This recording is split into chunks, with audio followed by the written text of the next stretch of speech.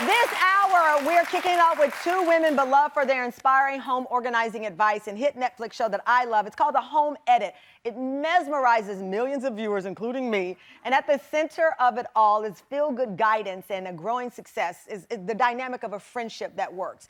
And that closeness and connection for Clea Shearer and Joanna Teplin has never been more important than this year, because it was back in April, just 3 days after appearing on our show, Clea announced to the world that she was diagnosed with an aggressive form of breast cancer. Clea went on to bravely share every step of that journey of her treatment with the people who follow her on Instagram, who watched her undergo a double mastectomy and both chemo and radiation. And in an emotional post just 2 weeks ago, she announced she is cancer-free.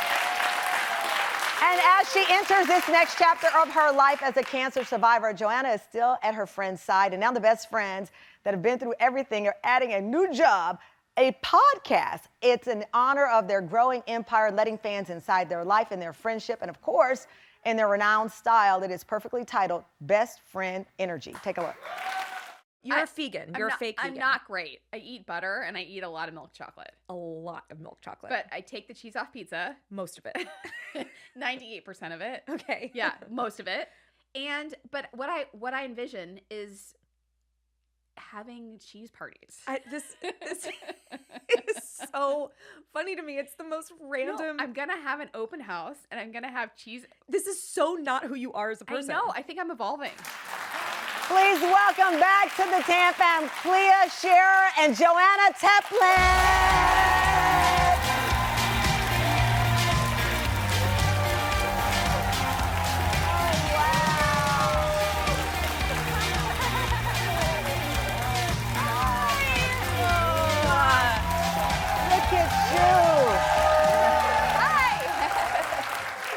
I can't stop looking at you. Well, you know why? Because I'm in the same blazer as I wore the last time I was here. And that is an accident, and the producers all pointed it out to me. So there I am. You wore the same blazer? I've never worn it before or since, and here I am. Here and this you is are. my Tamron Hall blazer. And I'm not even looking at the blazer.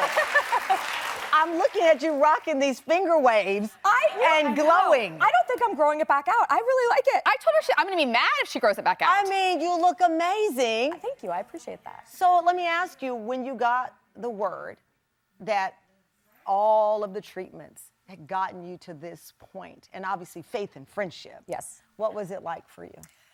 It was extremely emotional. I spent the whole day just living with that emotion.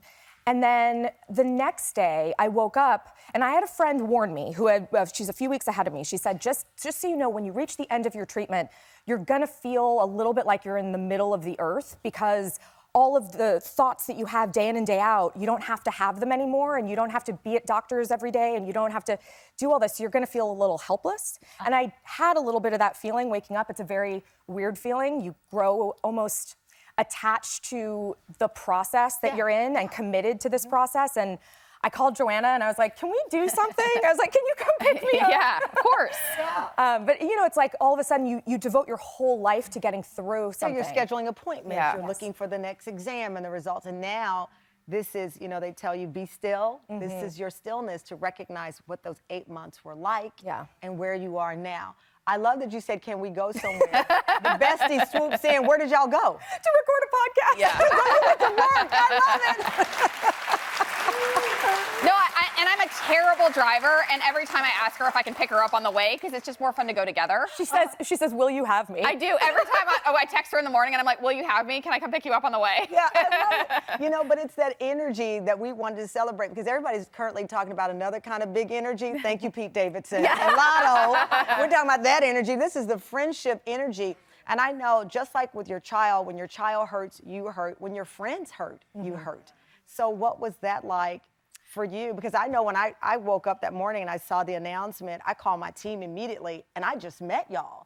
You've been there for her. No, it's heart-wrenching, and it's so emotional, and it's, in some ways, I felt more helpless because there was nothing I could really do. But I mean, watching Clea inspire millions and millions of people has just been truly incredible. When, you know, because again, part of the friendship is not crying because you don't want to see her cry, or you're Oh, she saying- cried. She cried. Oh, You she did. cried. Yeah, because we all have different friend tactics. Yeah. When my friends call me crying, I'm like, okay, now let's see what we got going on here. Now I turn into a old football coach from 1950, figuring out how we're gonna get this done. Yeah.